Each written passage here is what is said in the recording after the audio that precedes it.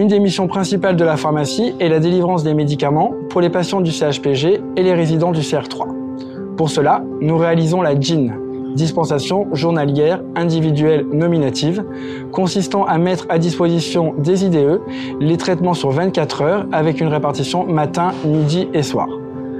À noter que la pharmacie distribue en moyenne 11 000 médicaments par jour, dont 8% sont retournés à la pharmacie pour des raisons de non-administration. La problématique, les spécialités proposées par l'industrie ne sont pas toutes en conditionnement unitaire, ce qui complique la conformité de la mise à disposition de ces médicaments dans le respect des recommandations de l'HAS, en lien avec l'identification du médicament jusqu'au lit du malade, reprenant le nom, le dosage, le numéro de lot et la date de péremption. Pour pallier à cette problématique, nous utilisions jusqu'à présent des sachets plastiques non recyclables en découpant les blisters des médicaments et en reportant les mentions légales sur ce sachet.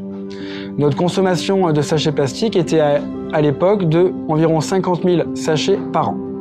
Fort de ce constat et soucieux de l'impact de l'utilisation de ces sachets sur l'environnement, nous nous sommes engagés dans un projet visant à réduire, voire supprimer la consommation de ces sachets plastiques.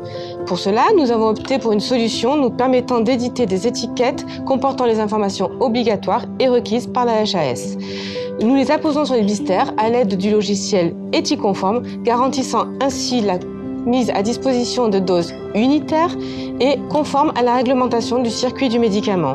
Donc, vous l'avez bien compris, plus besoin de sachets plastiques. Ce nouveau dispositif d'identification nous permet également de récupérer les médicaments non administrés, évitant ainsi le gaspillage et réduisant le volume de nos déchets d'ASRI.